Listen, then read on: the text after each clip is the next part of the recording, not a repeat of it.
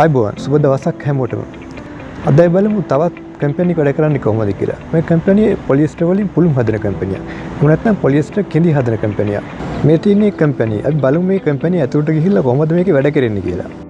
පාවිච්චි කරලා ඉවත් දාන ප්ලාස්ටික් බෝතල් තමයි මේ කම්පැනියේ අමුද්‍රව්‍ය විදිහට පාවිච්චි කරන්නේ. මේ තියෙන ප්ලාස්ටික් බෝතල් තමයි කුඩා කෑලි වලට කපලා මේ තියෙන්නේ. මේවා මේ ප්ලාස්ටික් කිව්වට ප්ලාස්ටික් වර්ගීකරණය කරනවා කාබන් සංයුතිය අනුව ඒ වයින් පොලිස්ටර් කියන කාණ්ඩයෙන් හදපු ප්ලාස්ටික් බෝතල් විතරයි මේවට පාවිච්චි කරන්නේ. ප්ලාස්ටික් බෝතල් වලට අමතරව පොලිස්ටර් වලින් හදපු වෙනත් දේවලුත් පාවිච්චි කරනවා. පොලිස්ටර් නූල්, පොලිස්ටර් රෙදි, සීට්, කාපට් වගේ දේවල් පොලිස්ටර් වලින් හදපු සෑම දෙයක්ම පාවිච්චි කරනවා මේ පොලිස්ටර් පුළුන් නිෂ්පාදනය කරන්න.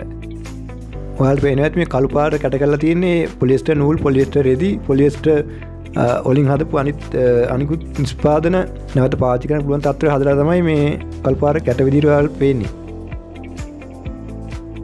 ඔන්න ඉතින් පාවිච්චි කරලා විසික් කරන පරිසරයට තර්ජනයක් වෙච්චි මේ වතුර බෝතල්, බීම බෝතල් වලින් දකුණු කොරියාවේ නැවත වෙනත් නිෂ්පාදනය කරන්න වෙන්න මෙහෙමයි.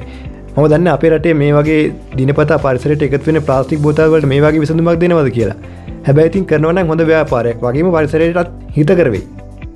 මෙතන මේ කළු පාට පුළුන් හදන්න මේ හැම පාටක්ම පාවිච්චි කරලා හැම පාටක්ම කලුවමේ දාලා තමයි කළු පාට පුළුන් හදන්නේ. තනි පාටකින් හදනවා නම් ඒ පාට විතරයි දාන්නේ. සෑම පාටකින්ම වෙන මේ පුළුන් හදනවා. කළු පාට හදද්දි මේ ඔක්කොම පාට ටික දාලා කලවම් කරලා තමයි මේ කළු පාට පුළුන් හදන්නේ. කළු පාට පුළුන් හදද්දි පාටවල ඔක්කොම දාන හින්දා ඒකේ පාට හරියටම නියම කළු පාටින් නැති හින්දා තමයි මේ වර්ණ කාරක. එහෙම නැත්නම් මේ පාට කෙමිකල් එකක් තියෙනවා. ඒ කෙමිකල් එක දාලා තමයි නියම කළු පාට ගන්න. අනිත් ඒවනුත් එහෙමයි. මේ පාටවල නියම පාට ගන්න මේ බෝතල් කෑලි වලට අමතරව මේ වගේ පාට වර්ණ කාරක දාලා තමයි ඒ නියම පාට ගන්න. මේ විදිහට මේ ටැංකිය වලින් මේ හැම පාටකින්ම වෙල්ට් එකට වැටෙනකොට මේ බෝතල් කෑලි කලවම් වෙනවා.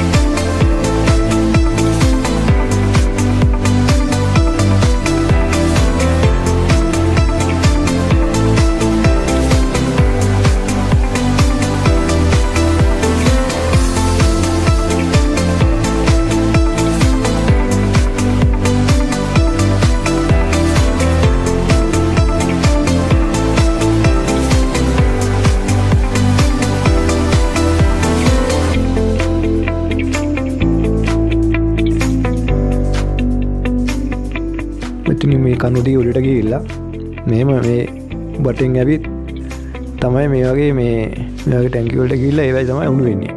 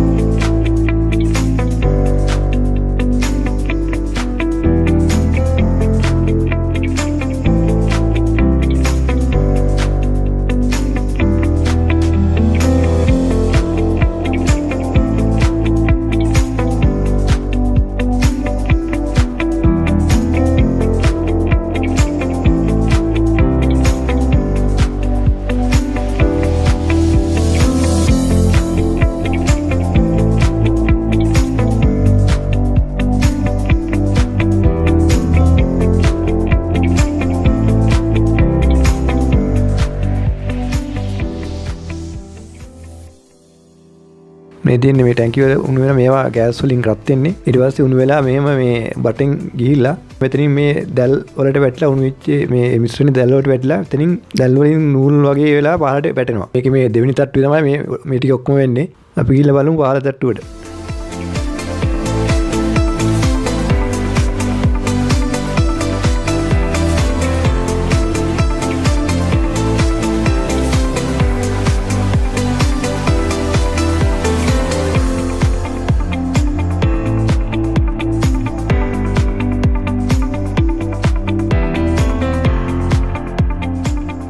මෙතනදි වෙන්නේ මේ උඩින් එන ඒ නූල් දැන් අර තට්ටුවට එද්දී මේවා හයි වෙලා එන්නේ උඩින් ද්‍රවයක් විදිහට වැටෙන නූල් මේ පහළට එද්දී මේවා හයි වෙලා වැටෙන්නේ. හැබැයි මෙතන මේවා කිසිම ශක්තිමත් භාවයක් නැහැ කැඩෙනවා. මේ තියෙන කැඩලා පුල්ලියන් ආපු ඒවා. ඒ කියන්නේ කැඩලා රිජෙක්ට් වෙච්ච ඒවා. මෙතනදී මේ පදම් කිරීමක් කරනවා මේ වතුරයි මේ කෙමිකල් එකක් දාලා. එතකොට මේවා ශක්තිමත් වෙනවා. මෙතින් අර උඩින් එන අර දරදන් ස්වභාවය නැති වෙලා ටික ශක්තිමත් වෙනවා. මෙතන මේ පදම් කරා. මෙතන පදම් කරන්නේ ශක්තිමත් වෙන්න. ඊට පස්සේ පදම් කරලා මේ වගේ ටැංකිය වලට එකතු කර ගන්නවා. මේ විදිහට. මෙතෙන්ට එද්දි මේවා මේ අතින් ඇදලා කඩන්න බැරි තත්ත්වයට ශක්තිමත් වෙලා තියෙනවා.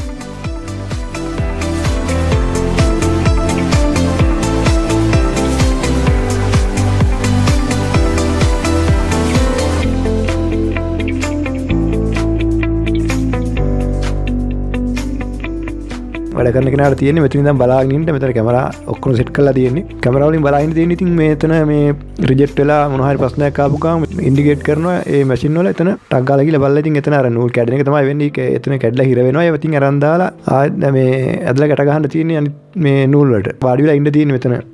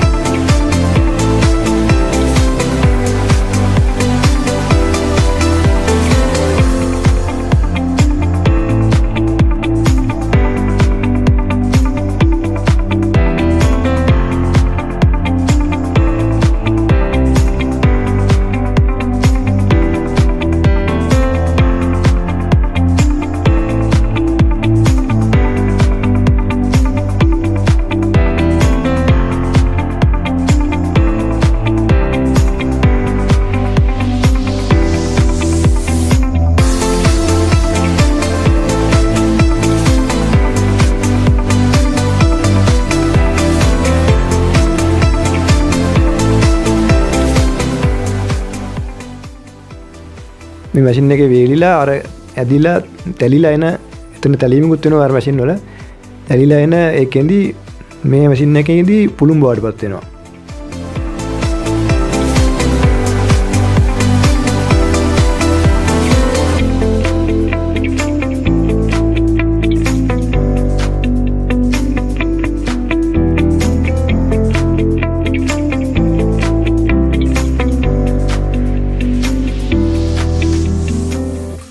පුළුම් බවටපත් වෙලා මෙතනින් තමයි එළියට එන්නේ ආයි.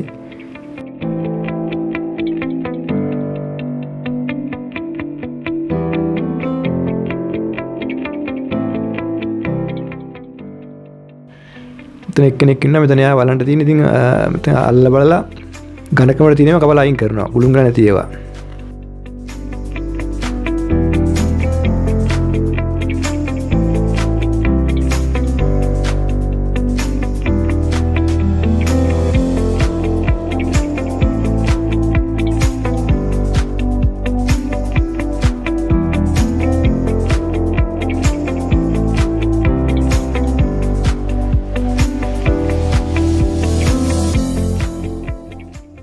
මේ මැෂින් එකකින් කරන්නේ මේ පුළුන් ප්‍රෙස් කරලා මෙතන පැකින් කරන එක තමයි මෙතන කරන්නේ.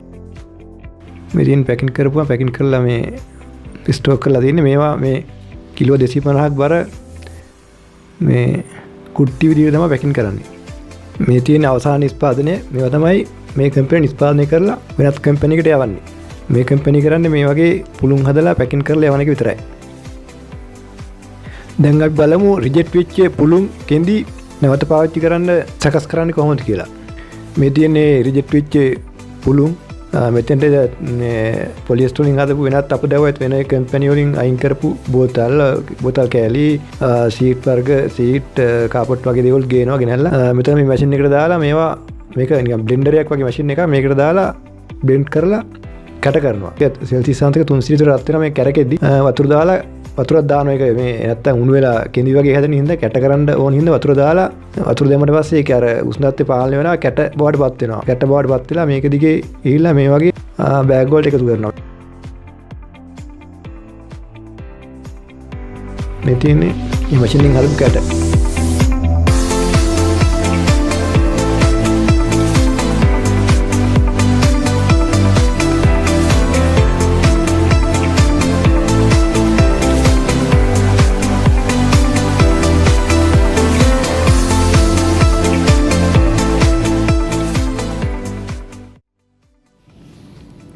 මේ පුළුම් භාවිතා කරලා මෙන්න මේ වගේ කාපට් වර්ග. එතකොට වාහනවල ඇතුලේ කවරින් එක, සීට් බෙල්ට්, පොලිස්ටර් නූල්,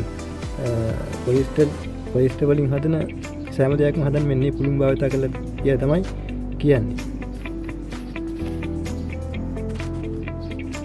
මෙන්න මේ විදිහට තමයි මේ කම්පැනි වැඩ කරන්නේ.